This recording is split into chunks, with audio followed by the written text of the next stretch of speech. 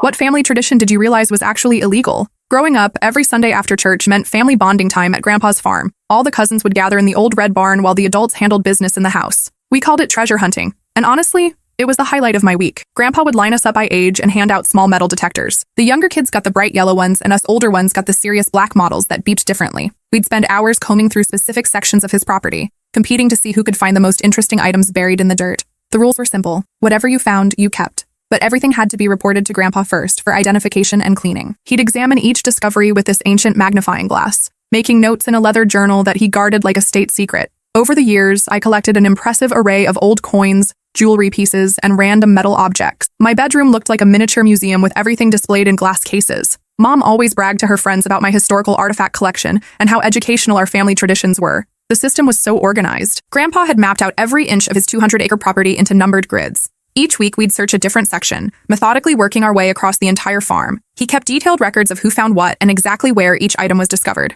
I thought we were learning about local history and developing patience and observation skills. When I found a Civil War-era button, Grandpa spent an hour explaining the regiment it represented. When my cousin discovered an antique locket, he researched the family that might have owned it. But something always felt slightly off about the whole operation. Adults would arrive at random times, examining our finds with unusual intensity. Grandpa would disappear into town frequently, returning with cash and new equipment. Strange cars would park at the edge of our property during our treasure hunting sessions. My cousin once found an arrowhead that made Grandpa's eyes light up in a way that seemed different from his usual educational enthusiasm. He immediately took photos from multiple angles and made several phone calls that evening. The next week, that same arrowhead was gone from our collection display, and Grandpa claimed he'd sent it to a museum for proper authentication. Another time, I discovered a small silver bracelet with intricate engravings. Grandpa became unusually excited and spent an hour photographing it against different backgrounds. When I asked if I could wear it to school for show and tell, he quickly said it was too fragile and needed special preservation treatment. The strangest incident happened when my youngest cousin found what looked like a small clay pot with painted designs. Grandpa's reaction was immediate and intense. He carefully wrapped the pot in cloth and disappeared into his study for over an hour.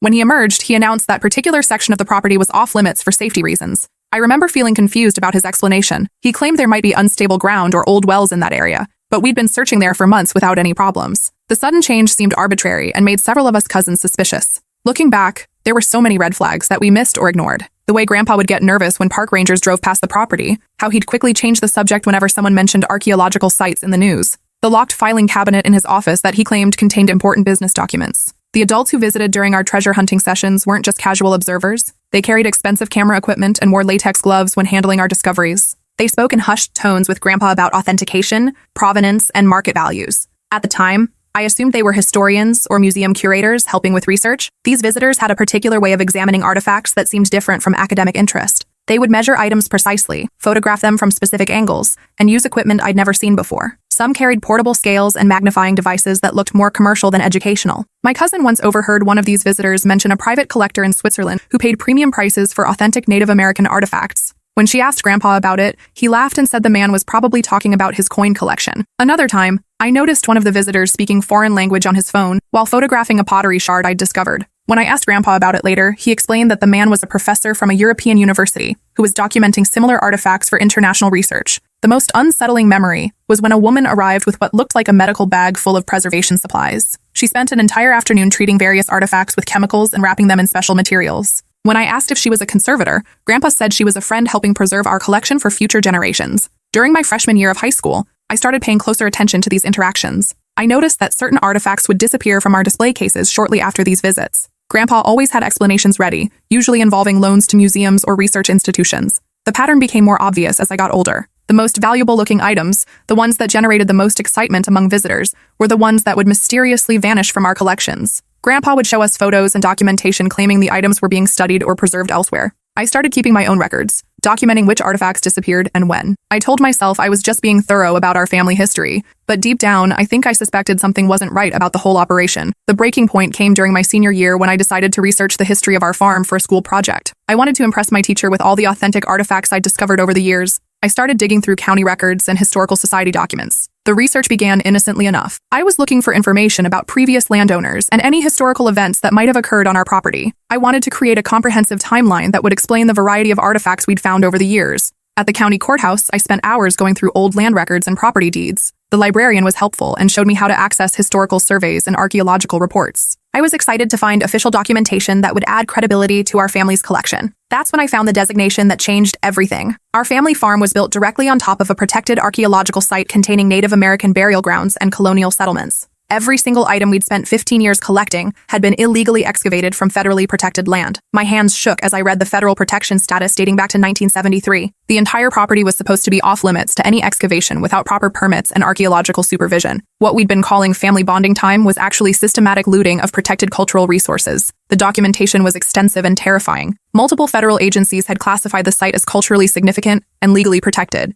Any excavation required permits, professional supervision, and coordination with tribal representatives. Violations carried severe criminal penalties, including federal prison time. The worst part was realizing that many of the items we'd found were probably grave goods, sacred objects that belonged with the ancestors we'd unknowingly disturbed. I thought about all those Sunday afternoons digging happily through the dirt, completely unaware that we were desecrating burial sites. Reading the official descriptions of the site's significance made me physically sick. Archaeological surveys had identified multiple burial areas, ceremonial locations, and village sites spanning centuries of occupation. Our metal detecting activities had been concentrated in the most sensitive and protected areas. I spent the rest of that day in the courthouse bathroom, throwing up and trying to process what I'd discovered. Everything I thought I knew about our family tradition was wrong. We weren't educational treasure hunters learning about history. We were criminals systematically destroying irreplaceable cultural heritage. The drive home from the courthouse was the longest 20 minutes of my life. I kept thinking about all the artifacts in my bedroom, wondering which ones had been stolen from graves and which had sacred significance I'd never understood. Every item represented a violation of federal law and cultural desecration. I confronted Grandpa the next Sunday,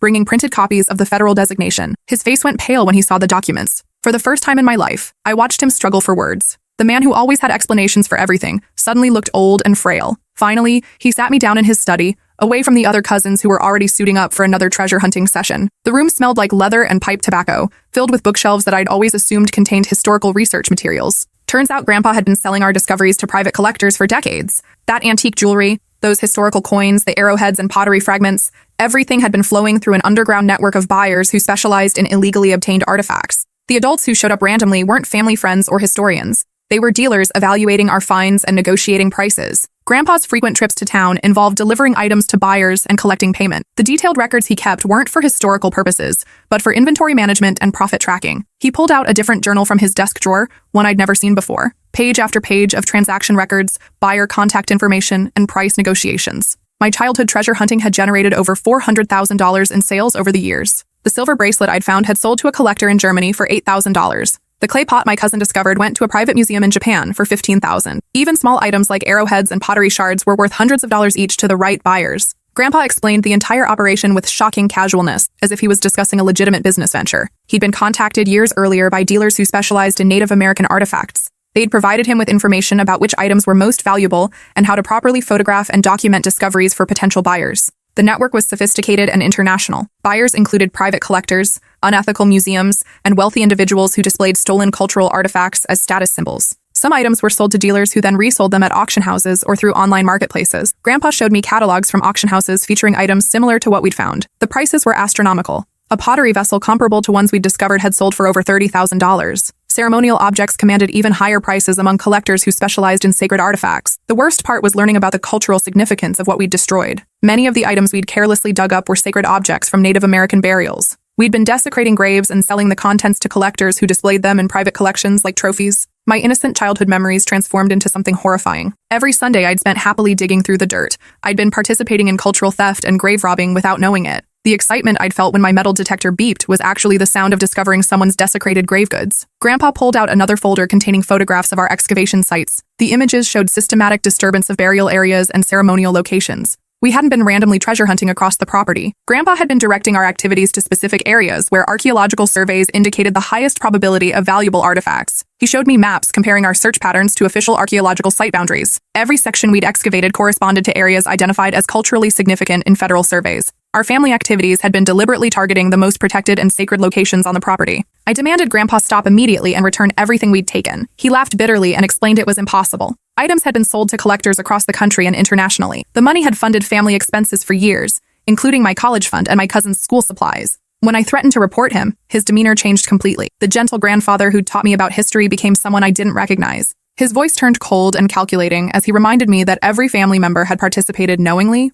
or unknowing. We were all accomplices, including me. If authorities investigated, everyone would face federal charges. He showed me photographs of the entire extended family participating in excavations over the years. There was undeniable evidence of our involvement. Even if we claimed ignorance, prosecutors could argue we should have known something was wrong with the operation. Grandpa pulled out another folder containing legal documents and newspaper articles about similar cases. He showed me headlines about families receiving prison sentences for archaeological looting. Children as young as 16 had been prosecuted as adults in some cases. The penalties were severe: years in federal prison, massive fines, permanent criminal records. The articles were terrifying. One family in Arizona had received sentences ranging from 2 to 8 years for operating a similar artifact trafficking scheme. Another case in New Mexico involved 3 generations of a family being prosecuted for systematic looting of protected sites over decades. Grandpa had clearly researched the legal risks extensively. He showed me documentation about the Archaeological Resources Protection Act, the Native American Graves Protection and Repatriation Act, and various state laws protecting cultural sites. He knew exactly what laws we'd been breaking and the potential consequences for everyone involved. That night, I couldn't sleep. I researched the penalties for violating the Archaeological Resources Protection Act: federal prison time, massive fines, criminal records that would destroy college and career prospects, not just for Grandpa, but potentially for every family member who'd participated,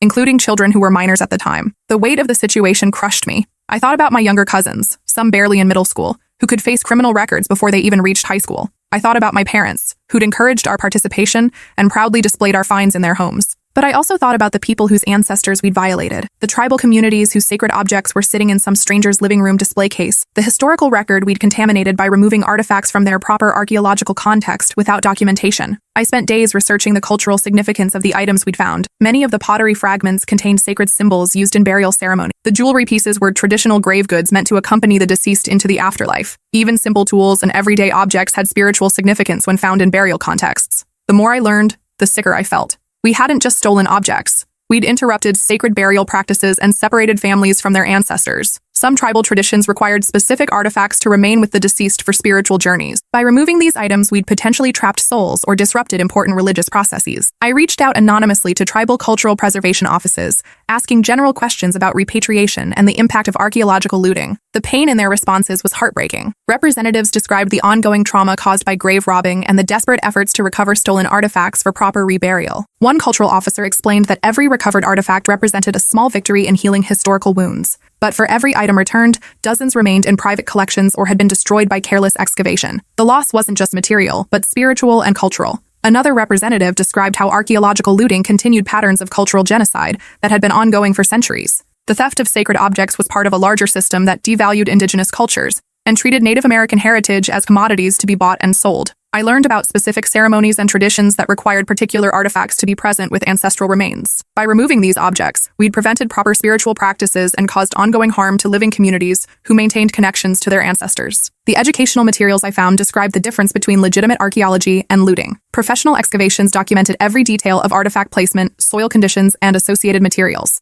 This context was crucial for understanding historical and cultural significance. Our metal detecting had destroyed all of this information, turning scientifically valuable sites into scattered collections of decontextualized objects. The next morning, I made the hardest decision of my life. I called the FBI's art crime team and reported our entire operation. The agent I spoke with said they'd been investigating similar cases in our region for months. My call was the breakthrough they'd been waiting for. Agent Rodriguez explained that artifact trafficking was a massive problem across the Southwest, with networks of illegal excavators systematically looting protected sites. Our family operation was exactly the kind of case they prioritized because it involved systematic, long-term destruction of irreplaceable cultural resources. She assured me that cooperating witnesses, especially those who came forward voluntarily, typically received more lenient treatment, but she couldn't guarantee immunity for everyone involved. The scope of the operation and the value of stolen artifacts would determine how aggressively prosecutors pursued charges. The initial interview with federal agents lasted 8 hours. They asked detailed questions about every aspect of our treasure hunting activities, from the equipment we used to the specific locations where we'd excavated. They wanted names, dates,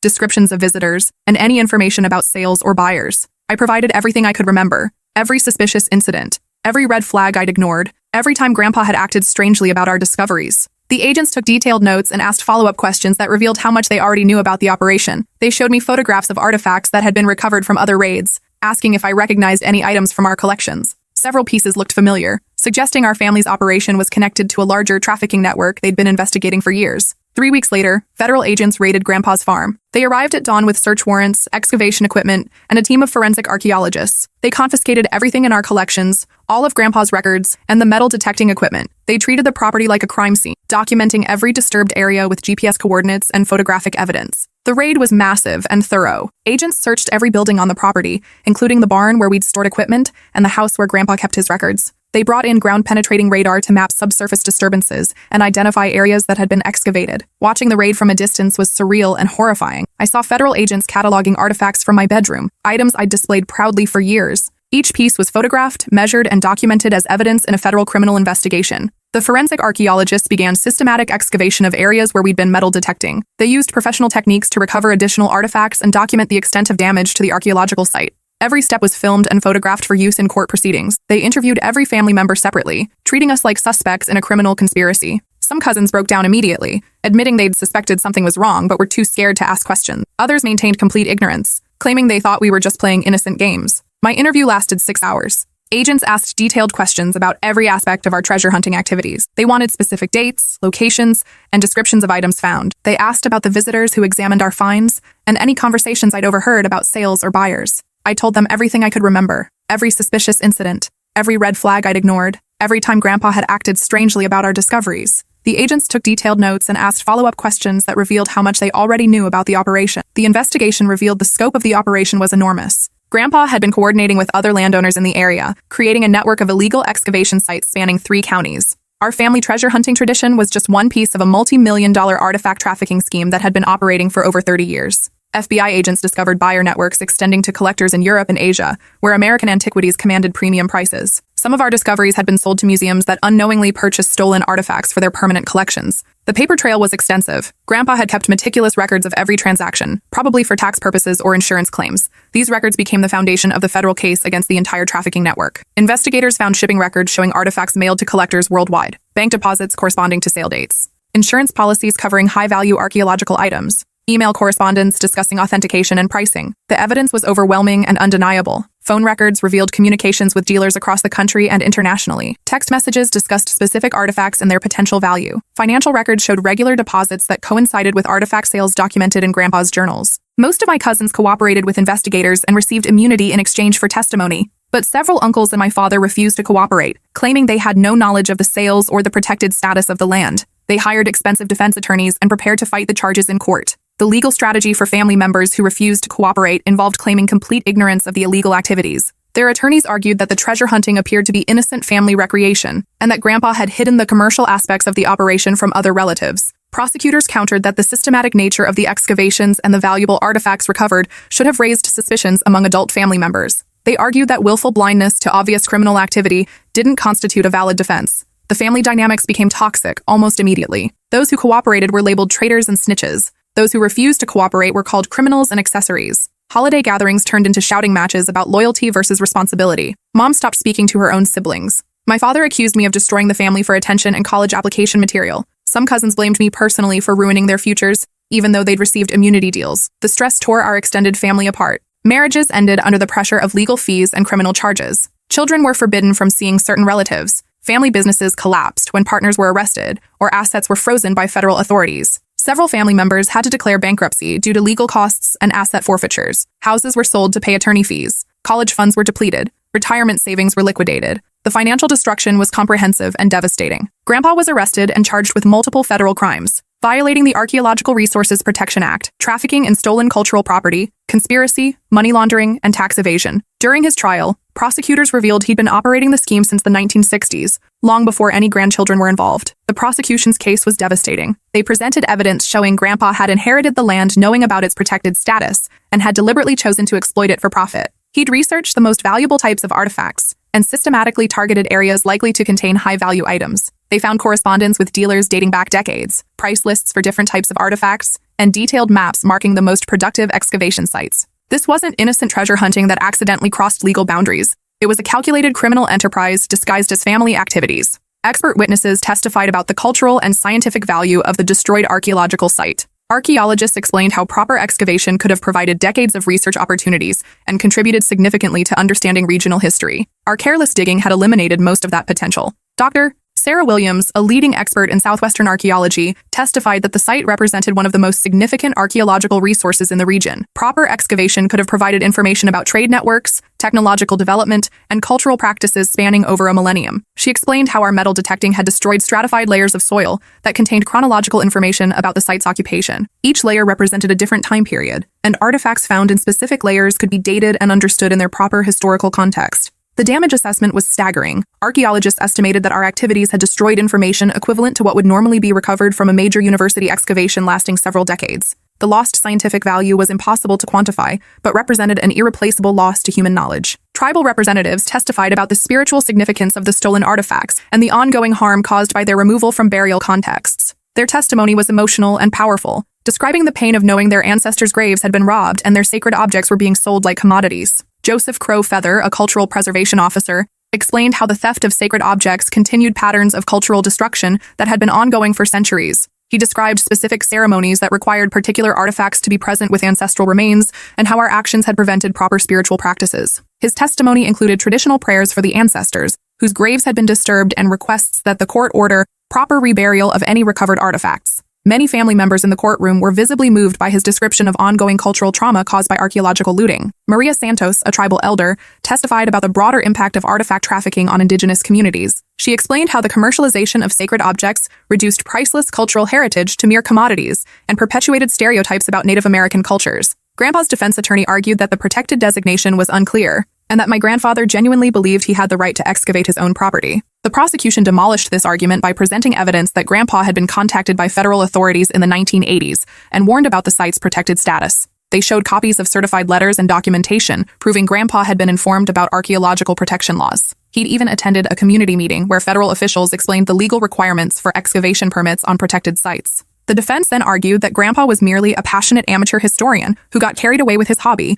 and gradually became involved with questionable dealers. They portrayed him as a victim of sophisticated criminals who took advantage of his interest in local history. Prosecutors presented evidence contradicting this portrayal. Email correspondence showed Grandpa actively seeking out buyers and negotiating prices. Financial records demonstrated systematic profit-taking over decades. The operation was clearly planned and deliberate, not accidental. The trial lasted 8 weeks. I testified for 4 days, describing our family traditions and detailing my discovery of the illegal activities. Defense attorneys tried to paint me as a confused teenager seeking attention, but the physical evidence supported every aspect of my testimony. Cross-examination was brutal. Defense lawyers questioned my motives, my memory, and my understanding of what I'd witnessed. They suggested I was lying to protect myself from prosecution or seeking revenge against family members who disappointed me. They asked detailed questions about my relationship with Grandpa, implying that I had personal reasons for wanting to see him prosecuted. They questioned whether I truly understood the legal implications of what I was reporting or if I was being manipulated by federal investigators. But the prosecution had corroborating evidence for everything I described. Photographs, financial records, expert testimony, and statements from other witnesses all supported my account of the family's activities. My cousin testified about the suspicious disappearance of artifacts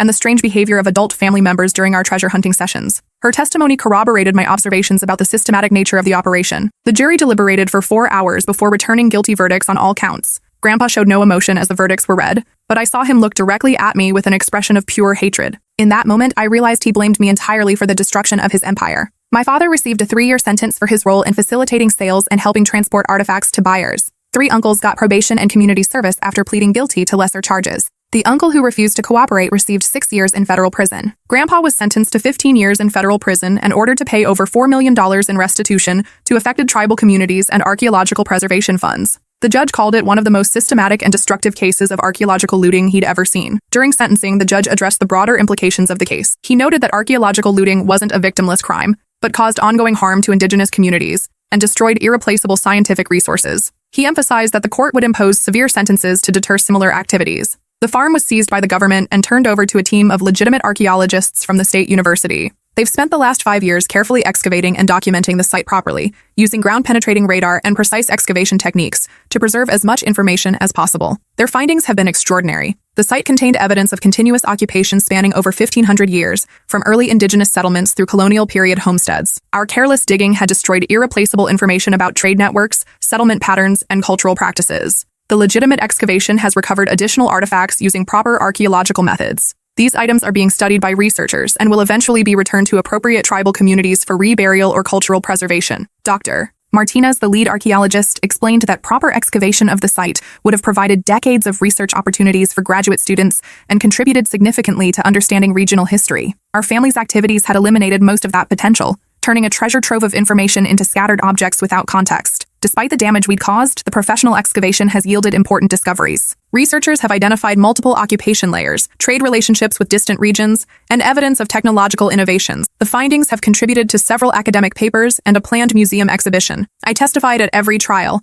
despite threats from family members who blamed me for destroying everything they'd built. Some relatives hired private investigators to dig up dirt on my personal life, hoping to discredit my testimony. Others spread rumors that I was being paid by the government to lie about family activities. The harassment was constant and systematic. Family members would show up at my school and workplace, making accusations and trying to embarrass me publicly. They created social media accounts to spread false information about my character and motives. Some relatives tried to contact college admissions offices to report that I was a criminal, cooperating with federal investigators to avoid prosecution. They claimed I was unreliable and dishonest, hoping to sabotage my educational opportunities. The prosecutor told me my cooperation was crucial in shutting down the entire trafficking network that had been operating across 3 states. My testimony helped convict 23 people involved in buying, selling, and transporting illegally excavated artifacts. But the personal cost was devastating. I lost most of my extended family. Cousins I'd grown up with refused to speak to me. Aunts and uncles treated me like a traitor at public events. Some family members moved to different states to escape the stigma of the criminal prosecutions. My parents divorced during Dad's incarceration. Mom couldn't handle the shame and financial pressure of legal fees and restitution payments. She sold our family home and moved across the country to live with her sister, leaving me to finish high school alone with my grandparents on my mother's side. The emotional aftermath was as devastating as the legal consequences. I struggled with depression and anxiety, constantly questioning whether I'd made the right decision in reporting the family's activities. The guilt was overwhelming, even though I knew we'd been breaking federal laws. The money that had funded my college education was confiscated as proceeds from criminal activity. I had to take out massive student loans and work multiple jobs to pay for school. Every scholarship application required explanations about my family's criminal history. Financial aid offices struggled to categorize my situation. I wasn't eligible for certain programs because my family had assets and income, but those resources were tainted by criminal activity and had been confiscated by federal authorities. Now I work for the National Park Service, helping educate people about archaeological protection laws and the importance of preserving cultural heritage sites. I speak at schools, community groups, and metal detecting clubs about the difference between legal treasure hunting and illegal excavation. My job involves investigating reports of illegal excavation and coordinating with law enforcement when violations are discovered. It's ironic that I now spend my career protecting the same types of sites my family spent decades destroying. The educational programs I develop focus on helping people understand the cultural and scientific value of archaeological sites. I explain how proper excavation techniques preserve information that would be lost through careless digging or metal detecting. Every day I think about those Sunday afternoons and how proud I felt showing off my collection to friends. I remember Grandpa's patient explanations about historical significance while he was actually calculating profit margins and planning his next sales trip. The violation of trust cuts deeper than any legal consequences. Sometimes former classmates ask about my artifact collection or reminisce about the cool historical items I used to bring to school for presentations. I explain that it was all confiscated as evidence in a federal investigation. Most people assume I was a victim of theft. I don't correct them. It's easier than explaining that my entire childhood was built on a foundation of cultural destruction and grave robbing. The hardest part is knowing that objects sacred to other people's ancestors are probably still sitting in some collector's private display case, forever separated from their cultural context because of our family tradition. Those items will never be returned to their rightful communities or contribute to legitimate historical research. Last month, I received a letter from a tribal elder whose community had recovered some artifacts originally excavated from our property. The items had been tracked through dealer records and recovered during subsequent FBI raids on collector homes. The tribal council was planning a reburial ceremony to properly honor their ancestors whose graves we had violated. Reading that letter, I finally felt like I'd done something right, but it also reminded me that most of the artifacts we stole will never be recovered. They're scattered across the world in private collections, their true significance lost forever. The reburial ceremony was held on the original farm property, now managed by the National Park Service as a protected archaeological preserve. I was invited to attend as part of the healing process. Standing on the land where I'd spent countless childhood Sundays, I watched tribal members perform traditional ceremonies to honor their ancestors and reclaim what remained of their heritage. An elder named Joseph spoke about forgiveness and the importance of educating young people about the true cost of cultural destruction. He said my decision to come forward, despite the personal consequences, had prevented decades of additional damage and allowed some justice for his people. The ceremony included traditional prayers and offerings for the disturbed ancestors. Tribal members burned sage and sweetgrass while performing songs that had been passed down through generations. They placed the recovered artifacts in specially prepared graves, following ancient protocols for honoring the dead. Watching the ceremony, I understood for the first time the spiritual significance of what we'd destroyed. These weren't just historical objects, but sacred items with ongoing religious importance. The theft had caused genuine harm to living people who maintained relationships with their ancestors through these artifacts. But I still wake up some nights thinking about all the items that were sold before I found the courage to speak up. I calculate the number of Sunday afternoons, multiply by the average number of artifacts found per session, and try to estimate how many sacred objects are still missing from their rightful communities. The nightmares usually involve the faces of ancestors whose graves I unknowingly violated, standing over my childhood bed asking why I took their possessions. I wake up feeling like I'm still that ignorant kid with dirt under her fingernails and stolen treasures in her backpack. The therapy sessions I attended during college helped me understand that I was both a victim and a perpetrator in the family's criminal activities. I'd been manipulated as a child, but was still responsible for my actions once I became old enough to understand the implications. Learning to forgive myself while taking responsibility for my role has been the hardest part of recovery. I participated in cultural destruction, but also helped stop it. I was complicit in grave robbing, but eventually helped return stolen artifacts to their rightful communities, and wondering how many other families have traditions that they don't realize are crimes. How many grandparents are teaching children to destroy irreplaceable cultural heritage while calling it education and bonding time? How many kids are growing up like I did, completely unaware that their innocent games are actually systematic felonies? The artifact trafficking world is larger and more organized than most people realize. It's not just a few random people with metal detectors. It's a multi-billion-dollar industry that treats cultural heritage like a commodity to be harvested and sold to the highest bidder. Through my work with the National Park Service, I've learned about the global scope of archaeological looting. Networks span continents, with stolen artifacts moving from source countries to wealthy collectors in major metropolitan areas. The internet has made buying and selling illegal artifacts easier and more anonymous than ever before. My family was just one small piece of a vast network that spans continents and destroys irreplaceable pieces of human history every single day. And most of it happens in the shadows, disguised as innocent hobbies and educational activities, until someone like me finally realizes the truth and finds the courage to speak up. The educational programs I now develop try to help people understand these broader issues. I explain how seemingly innocent metal detecting can contribute to cultural destruction when conducted on protected sites. I teach the difference between legal collecting and criminal looting. Most people are genuinely shocked to learn about the legal protections surrounding archaeological sites. Many assume that finding artifacts on private property is automatically legal. They don't understand the complex federal and state laws that protect culturally significant locations regardless of land ownership.